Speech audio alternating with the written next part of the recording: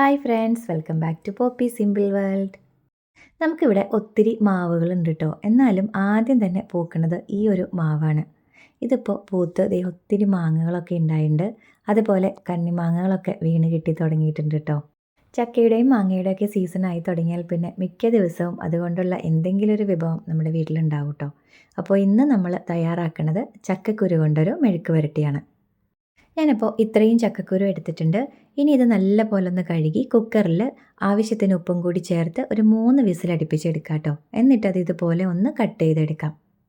ഞാനിവിടെ ചക്കക്കുരു വേവിച്ചതിന് ശേഷമാണ് കേട്ടോ തൊലി കളയാറുള്ളത്. അതാണ് വളരെ എളുപ്പമായിട്ട് തോന്നിയിട്ടുള്ളത്.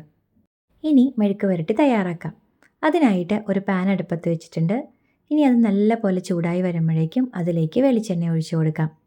ഇനി അതിലേക്ക് കടുകിട്ട് കൊടുക്കാം. കടുകൊക്കെ നല്ലപോലെ പൊട്ടി വരുമ്പോഴേക്കും അതിലേക്ക് ഉള്ളിയും അതുപോലെ വെളുത്തുള്ളിയും കൂടി ചതച്ച് വെച്ചിരിക്കുന്നത് ഇട്ട് കൊടുക്കാം. ഇനി ഇതിലേക്ക് വേപ്പില ചേർത്ത് കൊടുക്കാം. ഇതൊന്ന് മൂത്ത് വരുമ്പോഴേക്കും അതിലേക്ക് പൊടികൾ ചേർത്ത് കൊടുക്കാം കേട്ടോ. ഞാനൊരല്പം മഞ്ഞൾപ്പൊടി ചേർത്ത് കൊടുക്കുന്നുണ്ട്. അതുപോലെ തന്നെ ഒരല്പം ഗരം മസാലയും കൂടി ചേർത്ത് കൊടുക്കുന്നുണ്ട്. ഇനി ഇതെല്ലാം കൂടി നല്ല പോലെ ഒന്ന് മൂപ്പിച്ചെടുക്കാം. ഇതൊന്ന് മൊരിഞ്ഞു വരുന്ന ആ ഒരു സമയത്ത് ഇതിലേക്ക് വറ്റൽ മുളക് ചേർത്ത് കൊടുക്കാം. ഞാനിവിടെ നല്ല എരിവുള്ള മുളകാണ് കേട്ടോ ചേർത്ത് കൊടുത്തിട്ടുള്ളത്.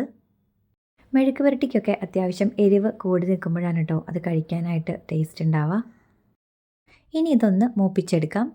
എന്നിട്ട് ഇതിലേക്ക് നമ്മൾ വേവിച്ച് വെച്ചിരിക്കുന്ന ചക്കക്കുരു ഉണ്ടല്ലോ അത് ചേർത്ത് കൊടുക്കാം. ഇനി ഇതെല്ലാം കൂടി നല്ല പോലെ ഒന്ന് മിക്സ് ചെയ്ത് കൊടുക്കാം കേട്ടോ. നമ്മൾ ചക്കക്കുരു വേവിക്കുമ്പോൾ ഈ ഒരു പാകത്തിനാണ് കേട്ടോ വേവിച്ചെടുക്കേണ്ടത്.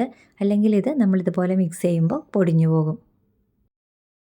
ഇനി ഇതിലേക്ക് ഒരല്പം കുരുമുളക് പൊടി കൂടി ചേർത്ത് കൊടുക്കാം. ഒരു ഫ്ലേവറിന് വേണ്ടി മാത്രമാണ് കേട്ടോ നമ്മളൊരല്പം ചേർത്ത് കൊടുക്കുന്നത്. ഇനി ഇത് ഹൈ ഫ്ലെയിമിൽ വെച്ചതിന് ശേഷം 1 മിനിറ്റ് നല്ല പോലെ ഒന്ന് ഇതുപോലെ മിക്സ് ചെയ്ത് കൊടുക്കാം കേട്ടോ. അപ്പോഴേക്കും ചക്കക്കുരു മെഴുക്ക് പുരട്ടി തയ്യാറാവും.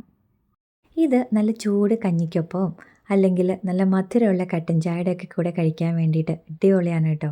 അപ്പോൾ എല്ലാവർക്കും ഇന്നത്തെ ഈ ഒരു വീഡിയോ ഇഷ്ടമായിട്ടുണ്ടെന്ന് വിചാരിക്കുന്നു. വീഡിയോ ഇഷ്ടമായാൽ ചക്കക്കുരു കിട്ടുമ്പോൾ ഇതുപോലെ ഒന്ന് തയ്യാറാക്കി നോക്കണേ. മാത്രമല്ല ലൈക്ക് ചെയ്യുക, കമൻറ്റ് ചെയ്യുക, സപ്പോർട്ട് ചെയ്യുക. Thanks for watching.